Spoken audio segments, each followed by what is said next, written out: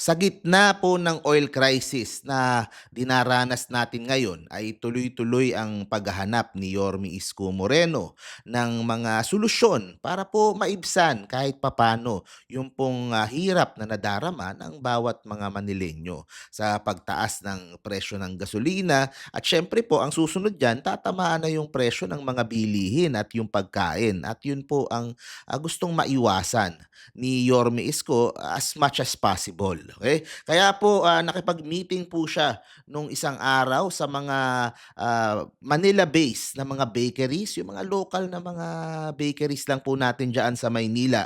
At nag-offer po siya ng 25,000 pesos na subsidy sa bawat bakery para po wag magtaas ng presyo ng tinapay for the next 30 days. So in exchange, participating bakeries are expected to hold the line on prices. So yung pong mga pandesal, pandilimon, monay, Spanish bread, hindi po magtataas for the next 30 days. O ang kapalit po ay itong suporta okay, sa mga negosyo. Kasi po sa totoo lang, nagtataasan lahat po ng presyo po ngayon.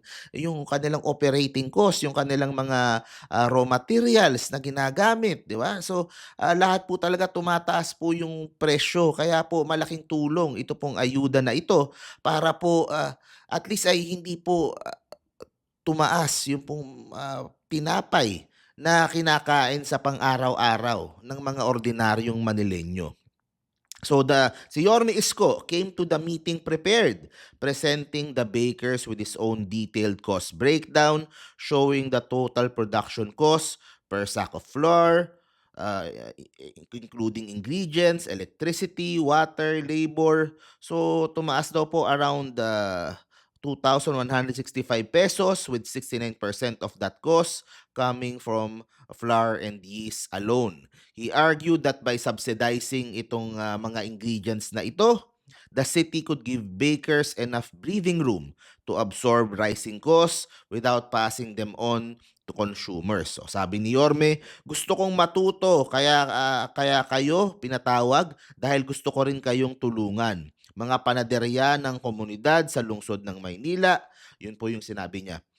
Doon po sa mga pumuntang mga panadero na pumupunta doon. So, Yorme framed the subsidy not as a permanent solution but as a government cushion lang against the worst of the crisis. Sabi niya, lagapak tayo pero pagbagsak natin may alpombra man lang na binigay ang pamahalaan, hindi masakit na masakit.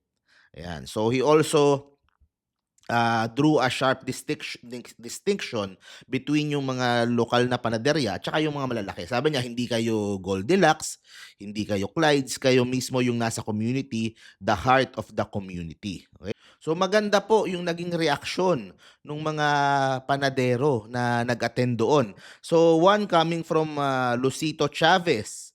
Siya po ay yung spokesperson ng Philippine Federation of Bakers Association. Sabi niya, sa halos 50 years sa industriya, ngayon lamang po ako nakakita ng isang pinuno na sa gitna ng krisis ay dinama ang aming kalagayan. Napakalaking tulong nito sa moral ng bawat panadero. So ito po, itong si Lucito, alam ko sa kanya yung Tinapayan Festival. Okay, sa may Dapitan, nadadaanan ko yan masarap din yung tinapay dyan. Pero isa lang siya sa maraming mga panadero sa Maynila, mga local na mga panadero na nahihirapan po sa pagtaas ng presyo ng bilihin. At ito maparamdam man lang ni Yorme Isko that na-appreciate po niya yung pong ginagawa nitong mga panadero na ito na they absorb the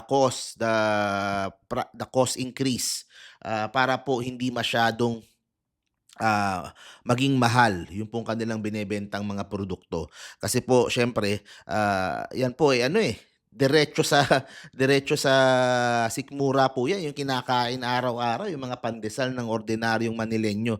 Kapag tumaas, siyempre po malaki din yung tama sa budget kapag tumaas bigla yung pong presyo ng mga tinapay na ito.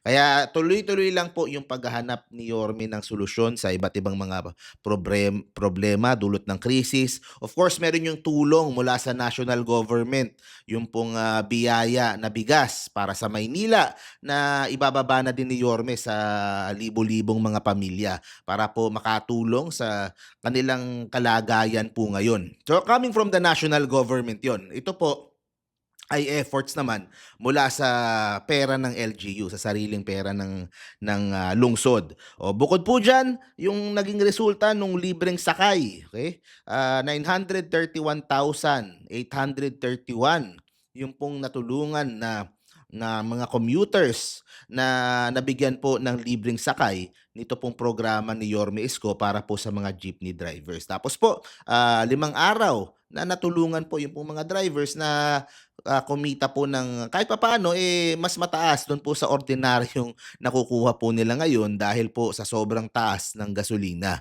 Kaya po si Yorme siyempre limitado yung pondo ng siyudad. He is trying his very best para i-budget at matulungan lahat po ng sektor sa Maynila. So sa panahon po ngayon siyempre kailangan po, ng tulong ng bawat isa. So hinahanapan ni Yorme ng kung paano yung tamang pagbalanse, okay? Yung pong, maramdaman man lang ng bawat Manileño na yung kanilang LGU ay nagmamalasakit sa kanila at gustong, kahit papaano ay mabawasan yung pong dinaranas nilang paghihirap ngayon. So, yun po, sana po ganyan sa bawat siyudad, kanya-kanyang mga programa, magtulungan po tayo and, maralagpasan po natin 'to. Sabi nga ni Yorme, makakaraos din tayo. So tuloy-tuloy lang po kami sa Progreso para sa Bayan, buong suporta kami dito sa mga proyekto ni Yorme Isko and, hopefully po ay malagpasan din natin itong, krisis na ito. So thank you very much guys. O Manila, God first. Yan, tuloy-tuloy lang po tayo.